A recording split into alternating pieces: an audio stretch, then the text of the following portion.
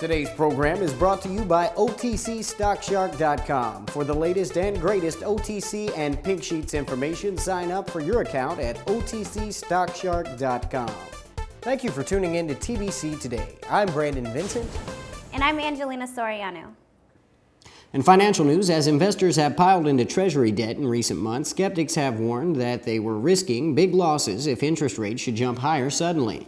In 10 short days, bond enthusiasts have gotten a nasty taste of what such a jump could feel like, with 10-year Treasury notes losing about 2.5% of their value.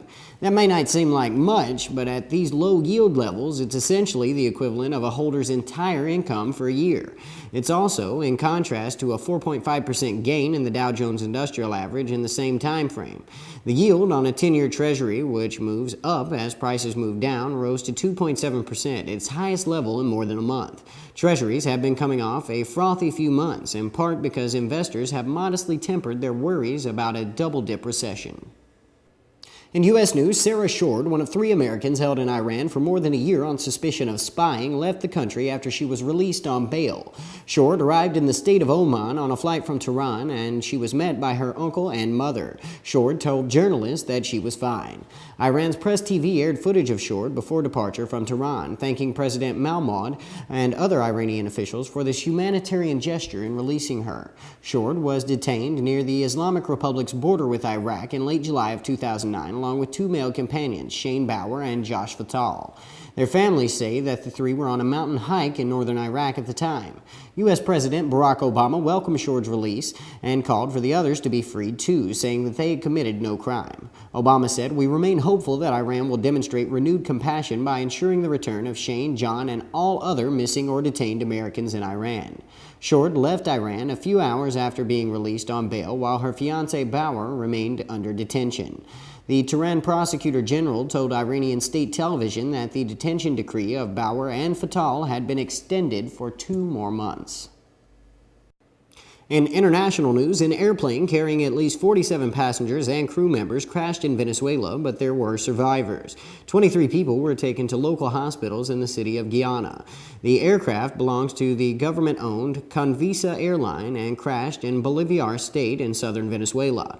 The state governor, Francisco Gomez, said there were survivors. The plane crashed about 6 miles from the airport in Guyana. Initial information indicates that there were 47 passengers and 4 crew members aboard. In green news, news about the BP oil spill isn't over. Researchers have taken soil samples from the bottom of the Gulf of Mexico and discovered that a lot of the oil that some had thought had evaporated or dissipated has actually just settled on the sea floor. Samples taken by the science vessel Oceanus show that the oil can be found for dozens of miles in all directions around the busted well location.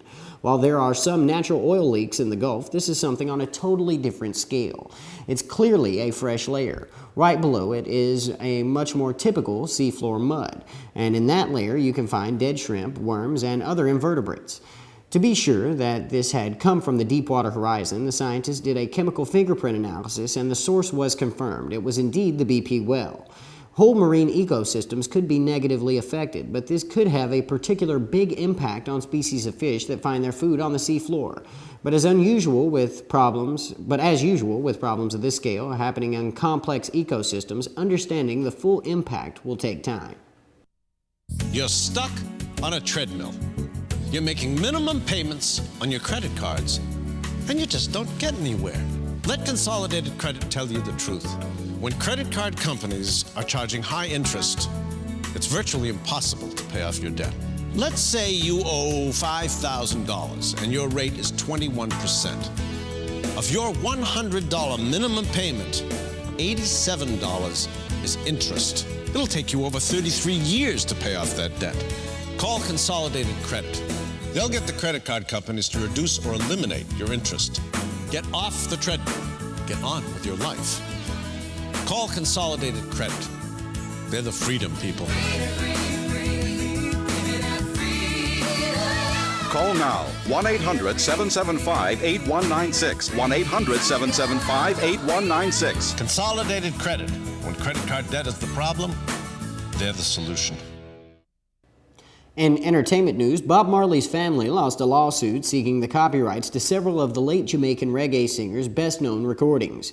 U.S. District Judge Denise Coate in Manhattan said the Universal Music Group is the rightful owner of the copyrights to 5 albums that Marley had recorded between '73 and '77 for Island Records.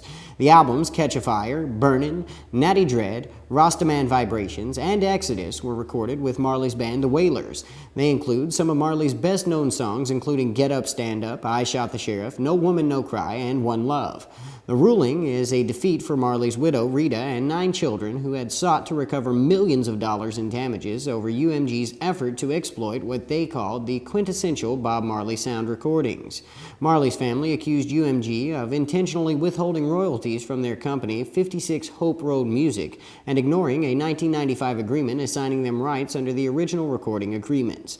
It also accused UMG of failing, as required, to consult with them on key licensing decisions, including the use of Marley's music as ringtones on AT&T, Sprint, and T-Mobile phones.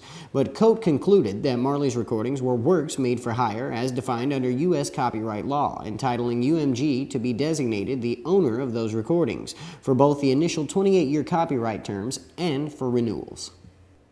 In fashion news, Vera Wang cited an unusual inspiration for her spring collection, Quentin Tarantino's Kill Bill.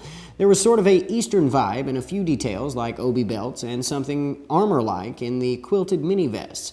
But beyond that, it felt like Miss Wang was pulling our legs.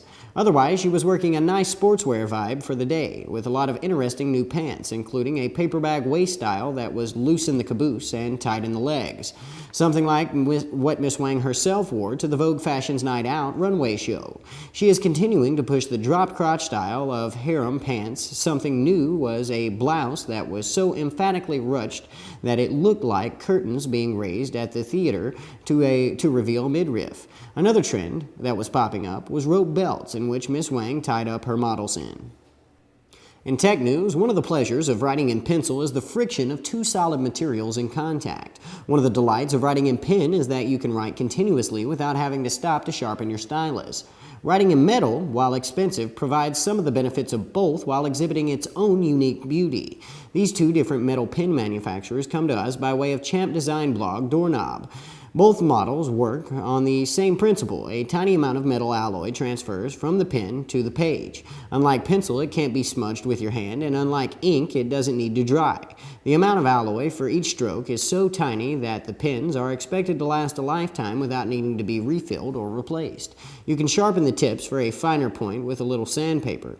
Each company takes a slightly different approach. The inkless metal pen by VAT19 goes with a full stainless steel barrel.